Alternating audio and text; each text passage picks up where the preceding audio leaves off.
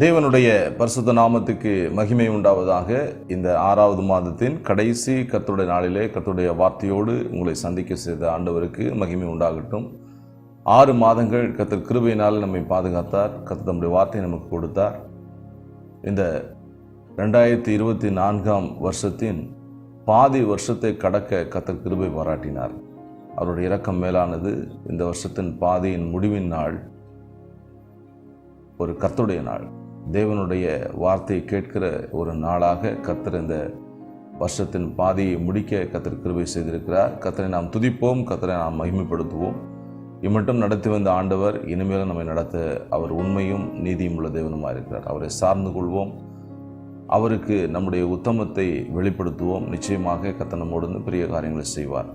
இந்த நாளிலே கர்த்தருடைய செய்திக்கு ஆதாரமாக ஒரு வசனத்தை நான் உங்களுக்கு வாசிக்கிறேன். 2 நாளாகமத்தின் புஸ்தகம் 16ஆம் அதிகாரத்தில் உள்ள 9வது வசனத்தை உங்களுக்கு என்று வாசிக்கிறேன். 2 நாளாகமத்தின் புஸ்தகம் 16ஆம் அதிகாரம் 9வது வசனம். தம்மை பற்றி உத்தம இருதயத்தோடு இருக்கிறவர்களுக்கு தம்முடைய வல்லமையை விளங்க பண்ணும்படி கர்த்தருடைய கண்கள் பூமி எங்கும் உலாவி கொண்டிருக்கிறது. ஜெபம் செய்வோம். பரிசுத்த பிதாவே, இரக்கமுள்ள எங்கள் ஆண்டவரே, பரலோகத்தின் தகப்பனே, ஆசீர்வதிக்கப்பட்ட அருமையான இந்த நல்ல ஆண்டவரே காலை நேரத்துக்காக ஸ்தோத்திரம். இந்த வருஷத்தில் ஆண்டவர் பாதி வருஷத்தை நாங்கள் கழிக்க ஆண்டவர் கடந்து வர கர்த்தர் எங்களுக்கு உதவி செய்தபடியால் ஸ்தோத்திரம். இந்த நல்ல அருமையான கர்த்தருடைய நாளிலே உங்களுடைய திருவாய்மொழிகளை கேட்க எங்களை ஒருமுகப்படுத்தி கூட்டி சேர்த்த தயவுக்காக ஸ்தோத்திரம். இந்த வார்த்தையினாலே எங்களை நிரப்பி எங்களை ஆசீர்வதிங்க, எங்களை வழிநடத்துங்க. இரட்சகராகிய இயேசுவின் நாமத்தில் மிகுந்த தாழ்மையோடு வேண்டுகிறோம் எங்கள் அன்பின் பிதாவே. ஆமேன், ஆமேன். தேவனுடைய பரிசுத்த நாமத்துக்கு மகிமை உண்டாவதாக. ஆசா என்கிறதான ராஜா தேவனுக்கு உகந்த காரியங்களை செய்தாலும், தேவனுடைய சர்வ வல்லமையை ருசி பார்த்தாலும், முடிவிலே அவன் கர்த்தரை விட்டு விலகி போன அந்த ஆபத்தான முடிவின் எச்சரிப்பை குறித்து தான் இந்த வேத பகுதியில் நாம் வாசிக்கிறோம். நாம் ஆராதிக்கிற தேவனுடைய கண்கள் பூமி எங்கும் உலாவி கொண்டிருக்கிறது என்பதை நாம் எல்லாரும் அறிந்து கொள்ள வேண்டும். அவருடைய கண்கள் பூமியை சுற்றிலும் உலாவி வருகிறது. எதற்காக உலாவி வருகிறது? தம்முடைய வல்லமை விளங்க பண்ணும்படியாக, ஆண்டவருடைய சர்வ வல்லமையை அவர் தம்முடைய ஜனங்கள் மேலே வெளிப்படுத்தி அவர்களை ஆசீர்வதிக்கும்படியாக அவருடைய கண்கள் உலாவி கொண்டே இருக்குது. அவருடைய கண்களுக்கு மறைவானது ஒன்றுமில்லை, எல்லாம் வெளியரங்கமாக நிர்வாணமாக இருக்கிறது என்று வேதத்தில் நாம் வாசிக்கிறோம். அவருடைய கண்களுக்கு மறைவாக நாம் எதையுமே செய்துவிட முடியாது. அதே சமயத்தில் அவருடைய கண்கள் எதை சுற்றி பார்க்கிறது, எதற்காக தேடிக்கொண்டிருக்கிறது சொன்னால், உத்தம இருதயத்தோடு யார் இருக்கிறாங்க, தம்மை பற்றி உத்தம இருதயத்தோடு தம்மையே நம்பி தம்மையே முற்றிலுமாக சார்ந்து கொண்டு யார் வாழ்கிறார்களோ அவர்களுக்கு தம்முடைய சர்வ வல்லமை வெளிப்படுத்தும்படியாக அவருடைய கண்கள் பூமி எங்கும் உலாவி கொண்டிருக்கிறது. ஆதியாகமத்தின் புஸ்தகம் 17ஆம் அதிகாரம் 1வது வசனத்தை நீங்கள் வாசிங்கன்னு சொன்னால், அந்த இடத்துல ஆண்டவர் ஆபிரகாமை பார்த்து சொல்கிறார், இஸ்ரவேல் பிறந்து 13 ஆண்டுகள் கழித்து 99வது வயதில் ஆபிரகாமுடைய 99வது வயதில் ஆபிரகாமை பார்த்து ஆண்டவர் சொல்கிறார், நான் சர்வ வல்லமை உள்ள தேவன், நீ எனக்கு முன்பாக நடந்து கொண்டு உத்தமனாயிரு. என்னுடைய சர்வ வல்லமையை நீ சந்தேகிக்காதே.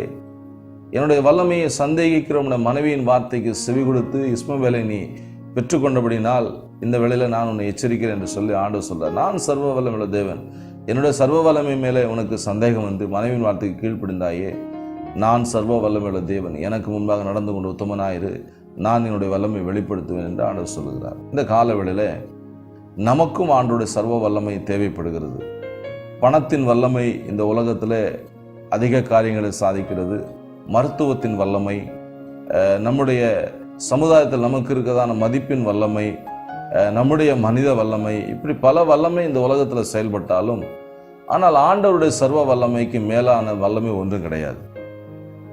அநேக வல்லமைகளில் நாம் முயற்சி செய்து அநேக காரியங்களில் அநேகருடைய வல்லமைகளை நாம் எதிர்பார்த்து அது கிடைக்காதனால கடைசியாக தேவனுடைய ஜனம் தேவனை தேடுவது அவருடைய சர்வ வல்லமைக்காக. மருத்துவத்தினாலே அவங்க செய்து பார்க்குறாங்க, பணத்தினால எல்லா நிலையில் அரசியல்வாதிகளை கொண்டு முயற்சித்து பார்க்குறாங்க. இது எந்த வல்லமை செல்லுபடி ஆகாதனால, எந்த வல்லமையினால காரியங்கள் சித்தி பெறாதனாலே கடைசியாக தேவனுடைய சர்வ வல்லமைக்காக காத்து வருகிறார்கள்.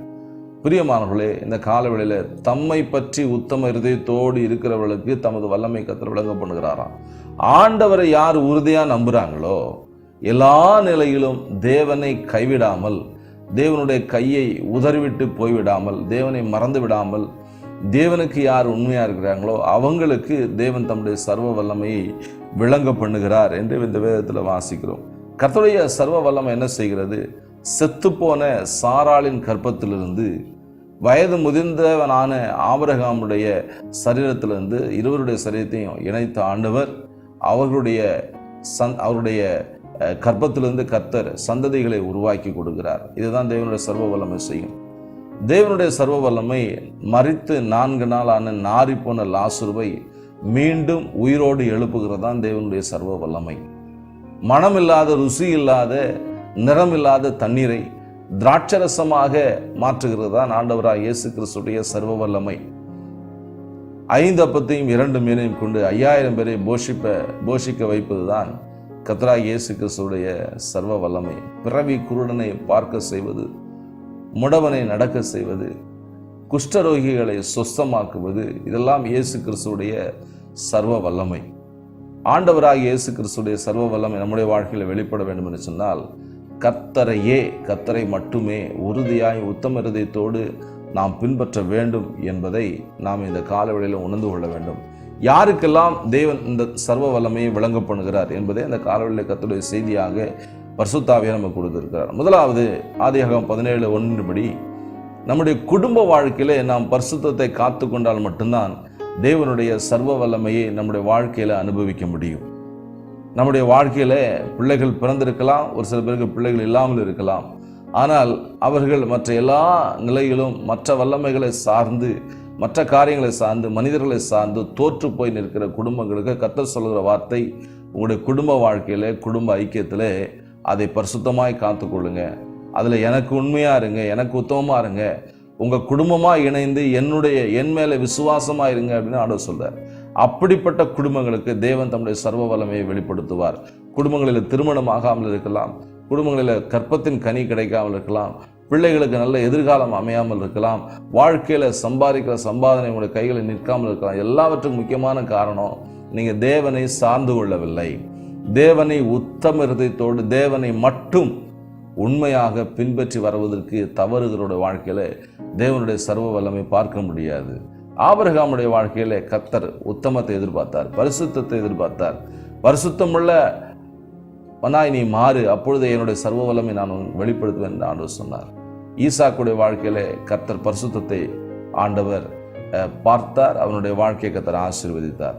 பிரியமானவர்களே, நம்முடைய வாழ்க்கையில கர்த்தர் பரிசுத்தத்தை எதிர்பார்க்கிறார். ஆபிரகாமை போல நாம் பரிசுத்தத்திற்கு முக்கியத்துவம் கொடுப்பதற்கு கர்த்தர் நம்மை எச்சரிக்கிறார்.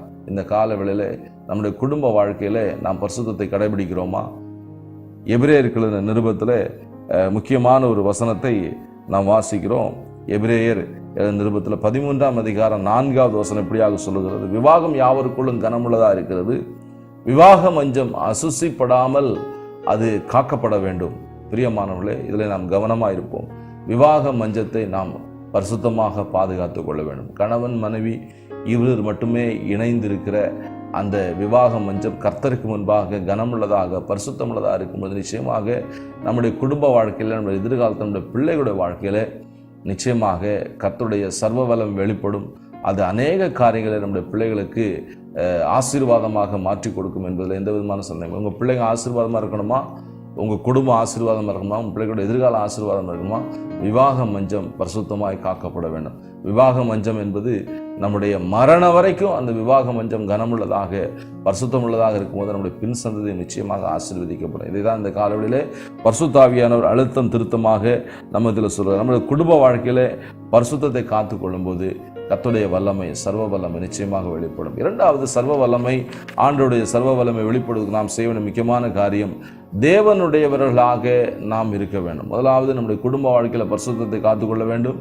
இரண்டாவது, நாம் தேவன் பக்கம் நிற்கிறவர்களாக, தேவனுடையவர்களாக இருக்க வேண்டும். லேவியராகமம் 20ஆம் அதிகாரம் 26ஆம் வசனத்தில் ஆண்டவர் சொல்றாரு, நான் பரிசுத்தர் ஆகையால் நீங்களும் பரிசுத்தராக இருங்கள், நீங்கள் எனக்கேற்ற பரிசுத்தவான்களாக இருக்கும்படி நான் உங்களை மற்ற ஜனங்களை விட்டு பிரித்தெடுத்தேன் என்று ஆண்டவர் சொல்லுகிறார். பிரித்தெடுக்கப்பட்ட அனுபவம். உலகத்திலிருந்து கர்த்தர் நம்மை பிரித்தெடுத்திருக்கிறார். பிசாசின் பிடியிலிருந்து பிரித்தெடுத்திருக்கிறார். சேற்றிலிருந்து கர்த்தர் நம்மை தூக்கி எடுத்திருக்கிறார். இந்த காலவேளையில் நாம் செய்ய வேண்டிய முக்கியமான காரியம், நாம் பிரித்தெடுக்கப்பட்ட அனுபவத்தை காத்துக்கொள்ள வேண்டும், பரிசுத்தத்தை காத்துக்கொள்ள வேண்டும், தேவனுடையவர்களாக நாம் இருக்க வேண்டும், தேவனுடைய பிள்ளைகளாக. எல்லா நிலையிலும் நான் தேவனுடையவன், மரண வீட்டில் நான் தேவனுடையவன், கல்யாண வீட்டில் நான் தேவனுடையவன். எல்லா சூழ்நிலையிலும் நாம் வாழுகிற சமுதாயத்தில் நான் தேவனுடைய பிள்ளை என்பதை நாம் வெளிப்படுத்தி கொண்டே இருக்க வேண்டும். அப்படி இருக்கும்போது என்ன செய்யும், என்ன நடக்கும்னு கேட்டால் தேவனுடைய சர்வ வல்லமை வெளிப்படும். தேவனுடைய சர்வ வல்லமை என்ன செய்கிறது, நம்மை தேவனுடைய பிள்ளைகளாக மாற்றுகிறது.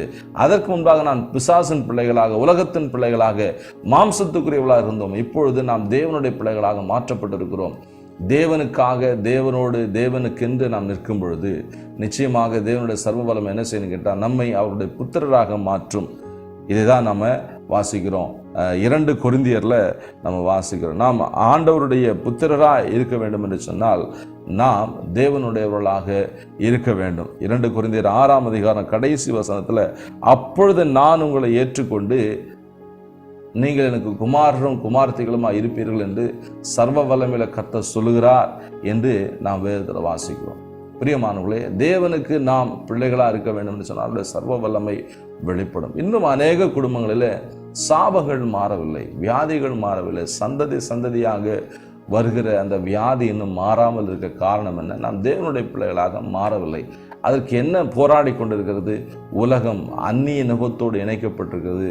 விக்கிரக ஆராதனை, அவிசுவாசிக்கும் விசுவாசிக்கும் பங்காக இணைந்து போவது, அவிசுவாசிகளோடு இணைந்து போவது, உலகத்தோடு இணைந்து போவது, இப்படிப்பட்ட வாழ்க்கை வாழ்கிறவருடைய வாழ்க்கையிலே கர்த்தருடைய சர்வ வல்லமை வெளிப்படாது. நீங்கள் ஆண்டவருடைய வல்லமை ருசி பார்க்கலாம், கர்த்தரோடு இணைந்து வாழ்ந்தாலும் ஆண்டோட ஆசீர்வாதத்தை அனுபவிக்கலாம் அப்படின்னு நீங்கள் கனவுல கூட நினைக்க முடியாது. நீங்கள் என்னைக்கு எல்லாவற்றையும் விட்டு பிரிந்து வெளியில் வர்றீங்களோ, உலகத்தை விட்டு பிரிந்து உலகத்தின் காரியங்களை விட்டு விலகி என்றைக்கு வருகிறீங்களோ, நீங்கள் கர்த்தரோட என்னைக்கு வாழணும்னு தீர்மானம் பண்ணுறீங்களோ, அப்பொழுதுதான் கர்த்தருடைய சர்வ வல்லமை வெளிப்படும். தேவனுடைய சர்வ வல்லமை உங்களுடைய சாபக்கட்டுகளை முறிக்கும்.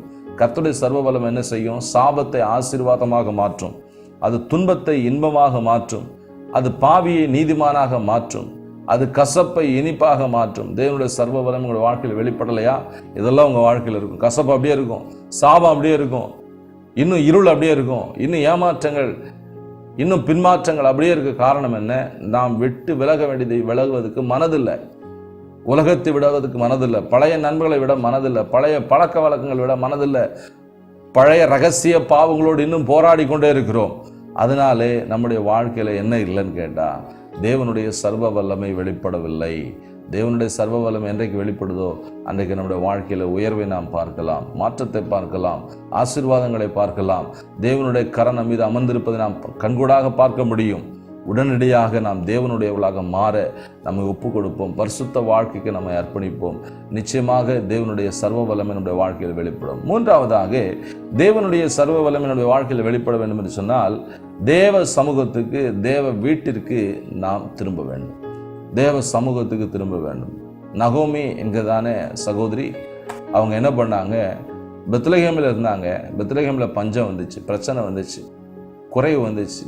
தேவனோடு இருக்கும்போது பிரச்சனைகள் வரும், குறைவுகள் வரும். ஆனால் அந்த குறைவுகள் மத்தியிலும் நாம் தேவனை உறுதியாக பற்றி பிடிக்கும் பொழுது மட்டும்தான் நாம் தேவன் வைத்த ஆசீர்வாதத்தை அனுபவிக்க முடியும். கர்த்தர் நம்ம எந்த இடத்துல வச்சிருக்காரு அந்த இடத்துல அமைதியாக இருக்கணும். அந்த இடத்துல பஞ்சம் வந்தாலும் அதே இடத்துல ஆசீர்வாதம் வரப்போகுது. அதே இடத்துல தான் நம்முடைய வாழ்க்கை கட்டப்பட போகிறது.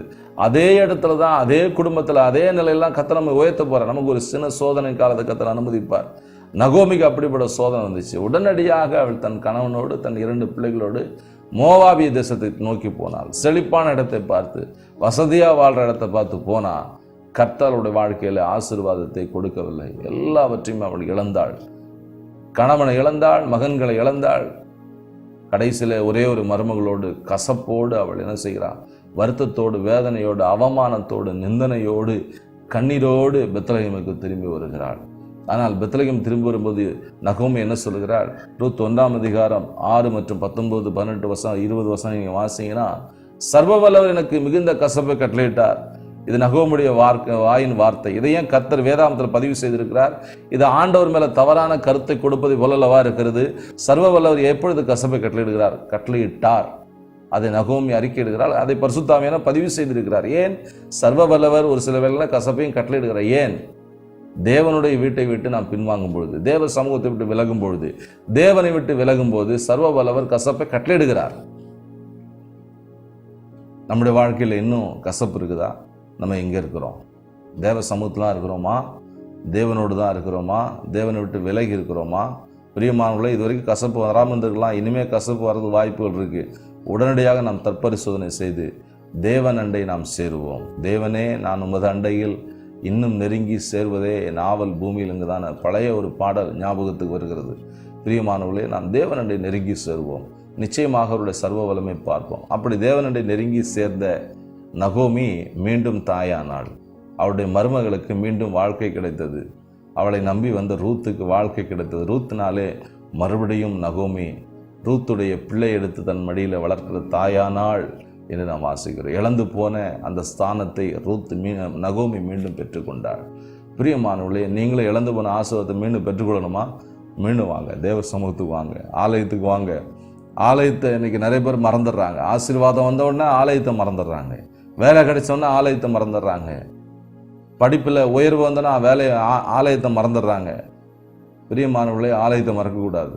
நீங்கள் பஞ்சத்தில் சிக்காதபடி எல்லாவற்றையும் இழந்து போய் நீங்கள் கசப்பில் நீங்கள் மாட்டிக்கொள்வதற்கு முன்பதாக நீங்கள் கர்த்தருடைய ஆலயத்தை தேடி வந்துடுங்க. இது எச்சரிப்பாக ஆவியானவர்களுக்கு சொல்கிறார். தேவனை நாம் சார்ந்து கொள்வோம், தேவனண்டை திரும்பி வருவோம். கசப்பு இனிப்பாக மாறும், சர்வ வல்லமை வெளிப்படும். கடைசியாக சர்வ வல்லவரை நாம் எல்லாவற்றிலும் சார்ந்து கொள்ள வேண்டும். 2 நாளாகவும் 16:7 நீங்கள் வாசிங்கன்னா இந்த ஆசாவை பார்த்து ஞான திருஷ்டிகாரன் சொல்கிறான், நீர் சர்வ வல்லவரை சார்ந்து கொள்ளவில்லை, தேவனை சார்ந்து கொள்ளவில்லை. தேவனுடைய சர்வ வல்லமை ருசி பார்க்க வேண்டும். தொடர்ந்து நிறைய பேர் கொஞ்சம் ஆண்டோடைய சர்வ வல்லமை பார்த்தோன்னா ஆண்டவர் உதறிட்டு உலகத்துக்கு தான் போயிடுவாங்க. அப்படி கிடையாது. தேவனுடைய சர்வ வல்லமையை சாகும் வரைக்கும் சார்ந்து கொள்ள வேண்டும். அது மட்டும்தான் நம்மை மரணத்திலிருந்து உயிர்ப்பிக்கும். தேவனுடைய சர்வ வல்லமை நம்மை பரலோகத்துக்கு கொண்டு போய் சேர்க்கும். ஒரு நிமிஷத்தில், ஒரு இமைப்பொழுதில் நாம் மறுரூபம் ஆவோம் என்று 1 கொரிந்தியர் 15:51 நம்ம வாசிக்கிறோம். இது எப்படி நடக்கும்? தேவனுடைய சர்வ வல்லமை நம்மை அப்படியாக மாற்றும், மறுரூபமாக்கும். வேறு ரூபத்துக்கு ஆண்டவர் நம்மை மாற்றுவார். இதெல்லாம் தேவனுடைய சர்வ வல்லமை தான் செய்யும். இதெல்லாம் நாம் அனுபவிக்கணும். இந்த சர்வ வல்லமை தொடர்ந்து நம்முடைய வாழ்க்கையில் நிலைக்கணும். அப்படின்னா நாம் செய்ய வேண்டிய முக்கியமான காரியம் தேவனை சார்ந்து கொள்ள வேண்டும். 4 முக்கியமான ஆலோசனைகளை பரிசுத்த ஆவியானவர் நமக்கு சொல்லியிருக்கிறார். முதலாவது, தேவனுடைய சர்வ வல்லமை பார்க்க நம்முடைய குடும்ப வாழ்க்கையில பரிசுத்தத்தை நாம் வெளிப்படுத்த வேண்டும். 2வது, தேவனுடையவர்களாக நாம் இருக்கணும், பரிசுத்தர்களாக, அவர் சார்பாக நிற்கிறவர்களாக இருக்கணும். 3வதாக, தேவ சமூகத்துக்கு, தேவனுடைய வீட்டிற்கு நாம் திரும்பி வர வேண்டும். 4வதாக, கடைசியாக, சர்வ வல்லவரை மட்டும் சார்ந்து கொள்ள வேண்டும். தேவன் இந்த ஆலோசனைப்படி உங்களை ஆசீர்வதிப்பாராக, உங்களை நடத்துவாராக. நாம் ஜெபம் செய்வோம். பரிசுத்த பிதாவே, இரக்கமுள்ள எங்கள் ஆண்டவரே, இந்த 6வது மாதத்தின் கடைசி கர்த்தர் நாளுக்காக ஸ்தோத்திரம். இந்த வருஷத்தின் பாதியிலே எங்களை கொண்டு வந்தீங்க, அதுக்காக ஸ்தோத்திரம். இந்த நல்ல நாளிலே நீர் உடைய வார்த்தை எங்களுக்கு கொடுத்திருக்கிறீங்க, அதுக்காக ஸ்தோத்திரம். உடைய வார்த்தையினாலே எங்களை திருப்தியாக்கி எங்களை ஆசீர்வதிப்பீராக. உடைய வார்த்தை கேட்டு நம்முடைய மக்களை பிதா, குமாரன், பரிசுத்த ஆவியின் நாமத்தினாலே என் ஆசீர்வாதத்தை ஜெபிக்கிறேன். தொடர்ந்து இந்த பிள்ளைகளை நடத்தி பெரிய காரியங்களை செய்யுங்க. இம்மட்டும் நடத்தி வந்த எபினேசர் இனிமேலும் நடத்தி செல்லுங்க. தாழ்த்தி இந்த திருப்பாத்தில் ஒப்புக் கொடுக்கிறோம். இயேசுவின் நாமத்தில் வேண்டுகிறோம் எங்கள் அன்பின் பிதாவே. ஆமேன், ஆமேன். God bless you. கர்த்தரோடு இருப்பார், கர்த்தரோடு நடத்துவார்.